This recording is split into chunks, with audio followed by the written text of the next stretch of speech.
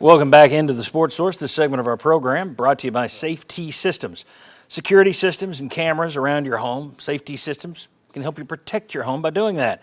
When you're not there, you got it covered. Control your locks, lights, cameras, all with a button push on your smartphone or your tablet. In terms of contracts, no one nationally beats Safety Systems. Give VFL JJ Surlis a call this week. Reach out to them online if you prefer that, safetysystems.com.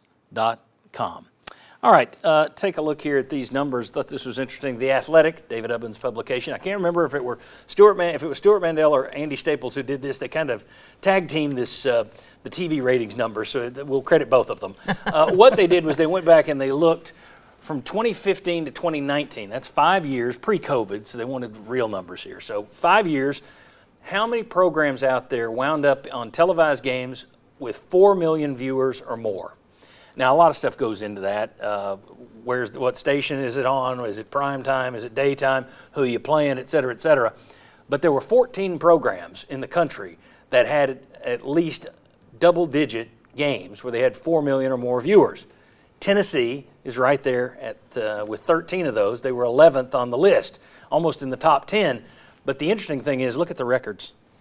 Tennessee by far the worst team in terms of record, 35-28 over that period, and yet they had more 4 million viewer games than Penn State, Michigan State, Texas A&M, almost as many as Oklahoma, Georgia, Clemson, which tells you, if you're just looking at it from the 1,000-foot view, David, as much as the Tennessee football brand has been kicked around and been a punchline and shot itself in the foot many times, still pretty solid draw for national viewers. Mm-hmm. Yeah, I mean, people still care. I mean, Tennessee still does move the needle in some ways, and you still have, you look at that list, there's not, I mean, most of the teams that are up there, they dominate an entire state, and you go around Tennessee, ultimately, you have a state of, pretty good population size that that's their number one team. And I think, when you look around at other conferences, the Pac-12's issues, it's because there's not that many states where the entire state, that's the number one thing. Like the Titans and Grizzlies exist. People don't care about them in the same way that they care about the Vols. And so, yeah, I mean, ultimately, people still care, and that above anything else of whether or not Tennessee can ever get back or be this or that or whatever. And in the shifting sands of college football, at least if you're Tennessee, you're not really sweating it. You're going to be fine whatever happens. So, that's something that should help you sleep at night. But still, yeah, like you said, people care, and that is powerful currency in 2022 in college football. Yeah, Chuck, I think that, it shows potential as well. If you start winning again, if you're drawing that right now without being good, 35-28. Imagine if it's going to be hard to ever get back to that late 90s run. But if you get to where you're winning 40 games over a 5-year period again, which 8-9 wins a year, those numbers are going to go up. I think it's impressive for Tennessee fans and to see that and realize that, yeah, we're still a draw. Yeah, you look at that list, and how many teams do you see on that list that are like college football playoff teams? It's like stock full of them that are on there all the time, and people are going to watch them all the time. Tennessee doesn't bring that same type of winning record, but they still have the people watching the game. Heck, Alabama, John, I wrote down, they were plus 60 in wins on that list. Yeah, 66-6, I 66 plus 60. Can we put that list back up? I don't know that we can. That's amazing. Yeah, and they had 35-plus games. Your biggest brands, I don't know if we get the list back up or not, but the biggest brands, Alabama, Ohio State, Michigan. Right. When you look at Ohio State, Michigan, those are schools, and Michigan State's another one, Penn State.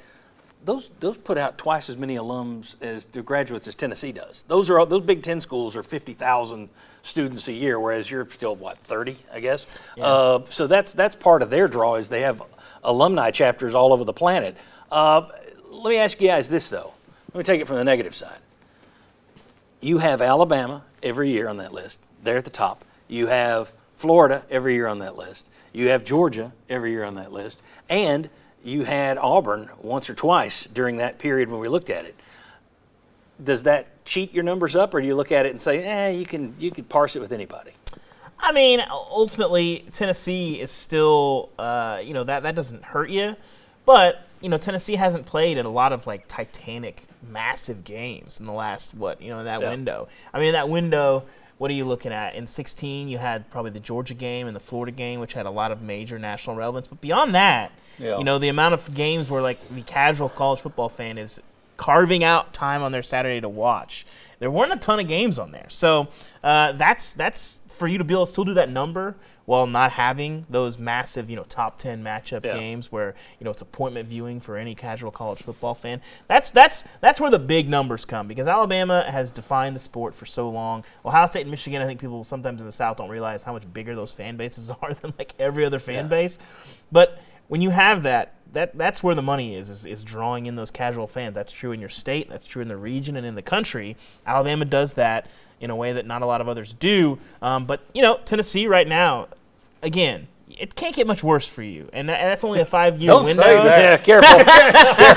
You haven't lived here long enough. Careful. But you're still in pretty good shape. And again, I can't emphasize enough, as college football goes through this weird metamorphosis, at least you can sleep well at night. And I think there's a lot of schools that can't. And so, you know, those numbers are one thing that's driving one of those reasons why you can say whatever happens is going to be okay. And Tennessee, I will say, you can talk about schedule. In the new SEC and in the new college football and whatever the super conference end up being, your schedule's not going to get easier. It's only going to get harder. So one thing I thought was interesting in that was you saw Oklahoma on that list. Texas was not on that list. Mm-hmm. The University of Texas, which you know, prides itself on being the biggest draw in the world, is not on that list. Anything to add? Go ahead. Well, the only thing, how many times are you penciled in as the 3:30 national game? That's how you build your viewership. Right. You look at Tennessee and Florida, that really should be like that kind of game to me. Tennessee, Alabama should be that type of game to me. And to me, that's how you build it. Yeah, and you didn't have that many over that 5-year stretch. No. You didn't have a ton of those games, whereas in Alabama, basically 5 times a year. Yes, exactly. Yeah, okay. All right, very good. When we come back, a month ago, we took a look at Tennessee recruiting. And we said, well, it's going to be a big month ahead. Let's check back in August. Hey, it's August, so let's check back in. Let's talk about recruiting next on The Sports Source.